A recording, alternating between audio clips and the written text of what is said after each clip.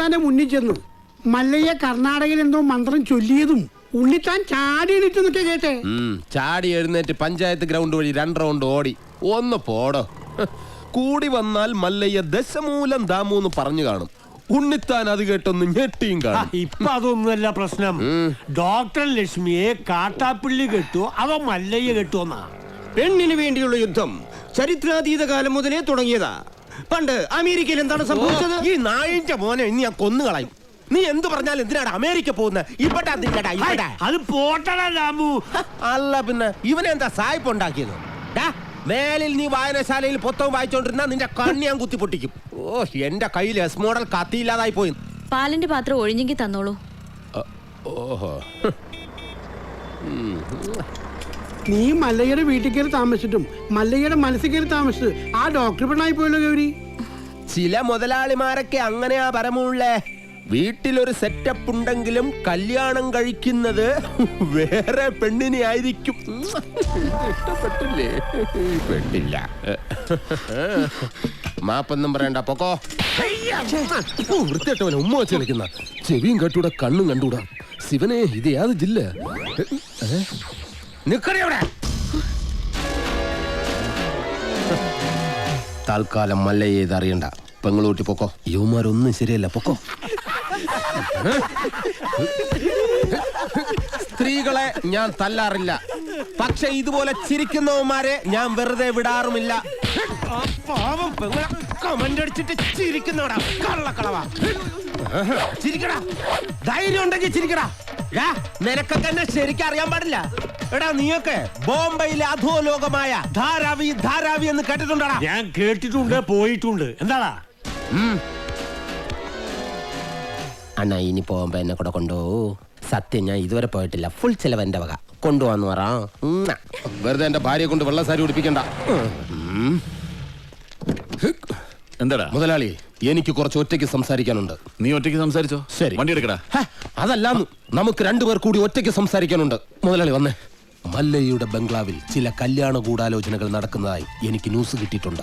ആശാന്റെ പെൺമക്കളെ മല്ലയും മുരുകനും ചേർന്ന് പടലയോടെ കെട്ടാൻ പോണത്രേ. അതിലൊരു ചതി ഇല്ലേ? എന്ത് ചതി? അപ്പ മുതലാളിയുടെ ഡോക്ടർ പെണ്ണിനെ ആ മല്ലയ്യ കെട്ടില്ല. ഓഹോ, അപ്പൊ നീ മല്ലയ്യയുടെ ഭാഗത്താണോ? കഴിഞ്ഞ ദിവസം മല്ലയും ഡോക്ടർ പെണ്ണും തമ്മിൽ തോട്ടത്തിൽ വെച്ച് ഹൃദയങ്ങൾ കൈമാറുന്നത് പല തൊഴിലാളികളും കണ്ടതാ. എന്നിട്ടിപ്പ മറ്റവളെ കെട്ടാൻ പോകുന്നെന്ന്. ഇത് നമ്മുടെ ശ്രദ്ധ തിരിച്ചുവിടാനുള്ള ഒരു ചട്ടമ്പി നാടകമല്ലേ എന്നാണ് ഞാൻ ചോദിക്കുന്നത്. അവൻ എന്ത് നാടകം വേണമെങ്കിലും കളിക്കട്ടടാ, നമുക്ക് കാണാം. നാടകം കളിക്കാൻ അവനാര് എണ്ണൻ പിള്ളേ? ഇതിലെന്തോ ചതിയുണ്ട് മുതലാളി. അതെന്താണെന്ന് നമുക്ക് ചോർത്തിയേ പറ്റൂ. അതിന് എന്റെ ഇല്ലാത്ത ബുദ്ധിയിൽ ഒരു ഐഡിയ തോന്നുന്നുണ്ട്.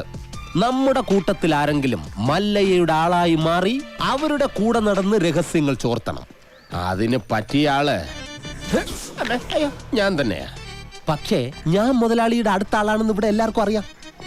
അല്ലെങ്കിൽ ഞാനും മുതലാളിയും തമ്മിൽ തെറ്റിയെന്ന് ആൾക്കാരെ വിശ്വസിപ്പിക്കണം. അതൊക്കെ വലിയ ബുദ്ധിമുട്ടല്ലേ? അതിലൊരു ബുദ്ധിമുട്ടും ഇല്ല. അത് വിശ്വസിപ്പിക്കുന്ന കാര്യം ഞാൻ ഏറ്റു. അതെങ്ങനെ? ഞാനും മുതലാളിയും കൂടി നിന്നെ ഇവിടെ ഇട്ട് പരസ്യമായി തല്ലാൻ പോകും. തല്ലാനോ? അയ്യോ, അത് വേണ്ട. എനിക്ക് ചിലപ്പോ നോവും. നീ പറഞ്ഞ ഐഡിയ നല്ലതാടാ തന്നെ മുതലാളി. അപ്പൊ ഞാൻ തന്നെ തുടങ്ങി നോക്കാം. തമാശ കളിക്കല്ലെന്ന് പറ മുതലാളി. ഒറിജിനാലിറ്റി ഇല്ലെങ്കിൽ വിശ്വസിക്കില്ല.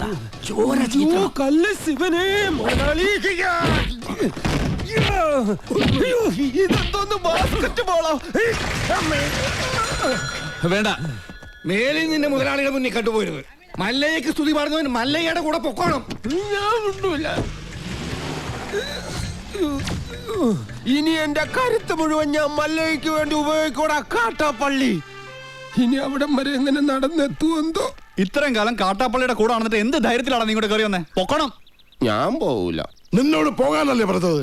ഞാൻ പോവൂലെന്നല്ലേ ഞാൻ ആദ്യമേ പറഞ്ഞു. കിണക്കുന്നത് കേട്ടില്ലേ? അടിച്ചോടിച്ചു പാവം കിട്ട. ഒരു ഗുണ്ടെ തല്ലുന്നതിനൊക്കെ ഒരു അതിലുണ്ട്. ഇതല്ല പഞ്ചായത്ത് പട്ടികൾക്ക് എല്ലാം കഷണം കിട്ടിയമാതിരി ഒരുമിച്ചല്ലേ കടിച്ചു പറിക്കണത്. നാണമില്ലടാ നിനക്കൊക്കെ. ധൈര്യം ഉണ്ടെങ്കിൽ ഒറ്റയ്ക്ക് വാടാ. ഒറ്റയ്ക്ക് വന്നാ എനിക്ക് അത്രയും കുറച്ചടി ഉണ്ടാ മതിയല്ലോ. മല്ലയാ, ഞാൻ പോവേണേ. എല്ലാരും കൈവച്ചല്ലോ, ഇനി ആർക്കും പരാതിയില്ലല്ലോ. ഇതൊരു കാര്യം മറ്റേടത്ത് ഐഡിയ ആയിപ്പോയി. അവിടുന്നും കിട്ടി ഇവിടുന്നും കിട്ടി. ഇനി മരിച്ചാൽ ഐഡിയ പറയില്ലേ? അവനാ നാഗേന്ദ്രൻ പറഞ്ഞു വിട്ടതായിരിക്കും. നമ്മ രഹസ്യങ്ങൾ സോർത്താൻ ചില സമയത്ത് സത്യേക്കാൾ ബലുതാണ് ബുദ്ധി ഞാൻ പറഞ്ഞിട്ടില്ലേ കട്ട്കൊണ്ട ആട്ടാടോണ ഡാ ഓ ഇന്നിനി വയ്യ, നാളെ വന്ന് ബാക്കി വാങ്ങിച്ചോളാം. ഇങ്ങ് വാ പറയട്ടെ. എന്നെ തല്ലാനല്ലെന്ന് സത്യം ചെയ്ത ഞാൻ വരാം. ശിവനെ കൊണ്ടാണേട്. നീ മര്യാദക്ക് ഇവിടെ നിക്കുമോ?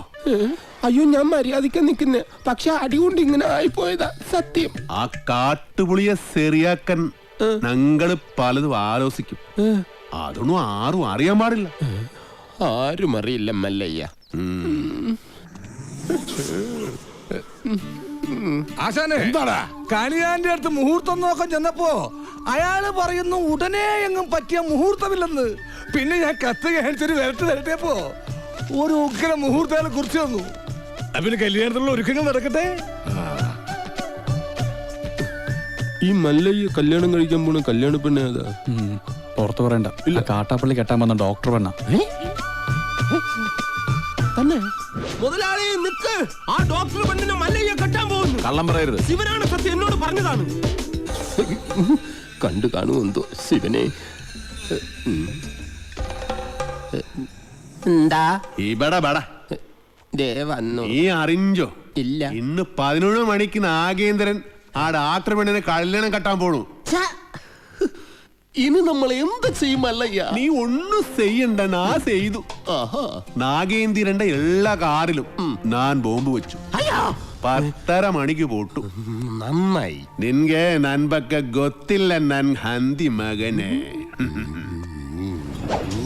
ബോംബ് വച്ചത് മാത്രമല്ല, കന്നഡയിൽ എന്തോ ഗൊത്താരാണ് പ്ലാൻ. ശിവനെ, ഞാൻ ചെല്ലുന്നതിന് മുമ്പെങ്ങാനും ബോംബ് പൊട്ടിയ മുതലാളിയുടെ ഇറച്ചി കഷ്ണം കാക്ക കൊത്തിക്കൊണ്ട് പോവേ ഉള്ളു. മാറുകാളെ, ദേ അക്കന്മാരെ ദഹിപ്പിക്കാനുള്ള വെറുതും കൊണ്ടുപോകണം.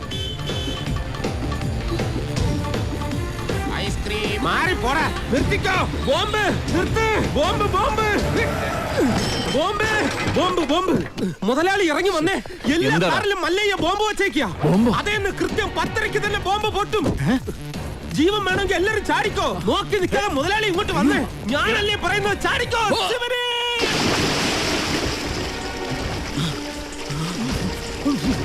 തലയിലേക്ക് ചാടല്ലടാ.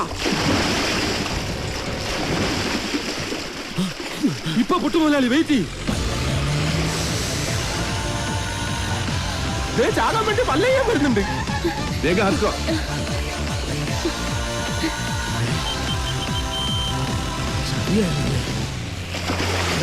പത്ര കഴിഞ്ഞ് ഇനി നമുക്ക് വെള്ളത്തിൽ നിന്ന് കയറാം. കൊല്ലൂടാ നിന്നെ ഞാൻ. കൊല്ലാൻ വരുന്ന ധൈര്യം ഉണ്ടെങ്കിൽ പിടി. കാട്ടാപ്പിള്ളിയുടെ പെണ്ണിനെയും കൊണ്ട് കർണാടകയിലേക്ക് തന്നെയായിരിക്കും മുങ്ങിയിരിക്കണത്. അല്ല, നാമം എന്താണെന്നും ഉണ്ടായിരിക്കുന്നത്? ഇപ്പോഴും എന്റെ ഞെട്ടല് മാറിയിട്ടില്ല വൈദ്യരെ. വെള്ളത്തിൽ ഞാൻ മുങ്ങിയതിന് ശേഷം അമ്പലക്കുളത്തിൽ ആന ഇറങ്ങിയതുപോലെ കാട്ടാപ്പള്ളി വെള്ളം ഒന്ന് കലക്കി മറിച്ച് നോക്കി. അപ്പോഴെങ്ങാനും എന്നെ അദ്ദേഹത്തിന്റെ കൈ കിട്ടിയിരുന്നെങ്കിൽ എന്റെ ശിവനെ, എന്നെ എവിടെ വെച്ച് കണ്ടാലും വെട്ടിക്കൊല്ലാനോ അയാൾ ഓർഡർ ഇട്ടേക്കുന്നത്. അങ്ങനെ പേടിച്ചു പോകുന്നവനൊന്നും അല്ല ഞാൻ. എന്നാലും വെറുതെ ചോദിക്കുക, ഈ കോയമ്പത്തൂർക്കുള്ള ബസ് പോയല്ലോ. ശിവനെ, മിസ്റ്റർ ദശമൂലം, നിങ്ങൾ എന്തിനാണ് പേടിക്കുന്നത്? ധൈര്യമായിട്ടിരിക്കണം. ഞാൻ ചത്തുപോയ എന്റെ പിള്ളേർക്ക് നീ ചെലവിനോട് കൂടാ. അതെ, വെറുതെ ധൈര്യം തന്നെ ആളെ കൊല്ലാൻ നോക്ക. നീ എന്തിനാ അയാളോട് ദേഷ്യപ്പെടുന്നേ? ഞാൻ ആരോടെങ്കിലും കുറച്ച് ഗുണ്ടായുസം കാണിച്ചു ഒന്ന് റിലാക്സ് ചെയ്തോട്ടെ പറഞ്ഞു.